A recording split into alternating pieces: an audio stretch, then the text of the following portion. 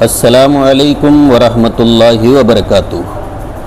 میں نے پچھلے ویڈیو بیان میں یہ بتایا تھا کہ مولانا سلمان ندوی ایک قابل اور باصلاحیت عالم تھے، باکمال ادیب و خطیب تھے، لیکن جب انہوں نے جمہور علماء امت سے ہٹ کر موقف اختیار کیا، فکری انحراف کا شکار ہوئے، فاسد اور غلط نظریات اپنائے تو وہ امت کی نظروں سے گر گئے۔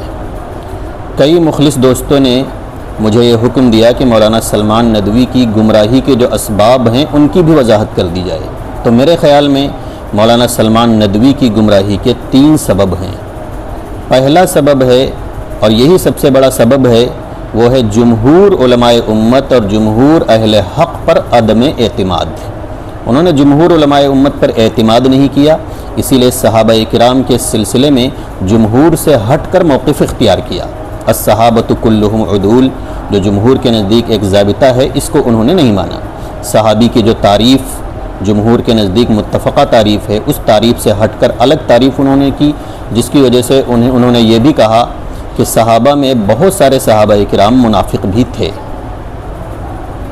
تو پہلا سبب یہ ہے۔ دوسرا سبب ہے ان کی خود پسندی اور خود نمائی۔ مولانا سلمان ندوی کی جب شہرت ہوئی تو دوسرے فرقوں والوں نے انہیں اپنے اسٹیج پر بلانا شروع کیا، ان کو عزت دینی شروع کی اور ان کو سراہا۔ روافظ نے بلایا، اہل بدعت نے بلایا۔ تو جب انہوں نے بلایا اور ان کی تعریف کی تو انہیں بڑا اچھا لگا، اور ان کی تحقیق نے وہی رخ اختیار کر لیا جو یہ دوسرے فرقے والے لوگ چاہتے تھے۔ چنانچہ آپ دیکھیے کہ وہی موضوع اور من گھڑت روایات جن کو اب تک روافظ بیان کرتے چلے آئے ہیں اور ان کو لے کر صحابہ کرام خصوصاً حضرت امیر معاویہ رضی اللہ تعالیٰ عنہ کو برا بھلا کہتے ہیں، انہی روایات کو بیان کرتے ہوئے مولانا سلمان ندوی بھی نظر آتے ہیں۔ معاویۃ فرعون ھذہ الامہ، کہ معاویہ اس امت کا فرعون ہے۔ اذا رأیتم معاویۃ علی منبری ھذا فاقتلوہ، جب تم معاویہ کو میرے اس منبر پر دیکھو تو اسے قتل کر دو۔ اس طرح کی روایات جنہیں جمہور محدثین نے موضوع اور من گھڑت قرار دیا ہے، مولانا سلمان ندوی بلا تحقیق ان کو بیان کرتے ہوئے نظر آتے ہیں۔ اسی طرح وہ روایت جو صحیح روایت ہے، اور امام مسلم وغیرہ نے اس کو ذکر بھی کیا کہ اللہ کے نبی صلی اللہ علیہ وسلم نے حضرت ابن عباس کو، جو بچے تھے اور لڑکوں میں کھیل رہے تھے، ان کو حضرت امیر معاویہ کو بلانے کے لیے بھیجا، کچھ لکھوانا چاہتے تھے۔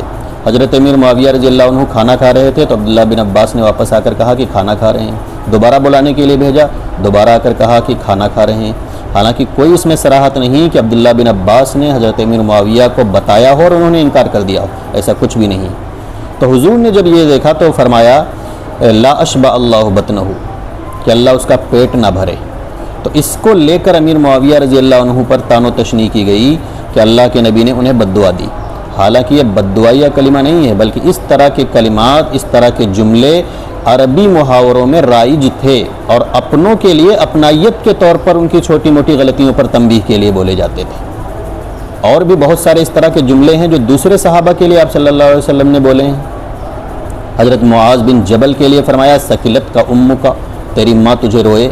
حضرت ابو ہریرہ سے فرمایا تربت یدا کا، تیرے ہاتھ خاک آلود ہوں۔ حضرت ام سلیم سے فرمایا تربت یمین کی، تیرا ہاتھ خاک آلود ہو۔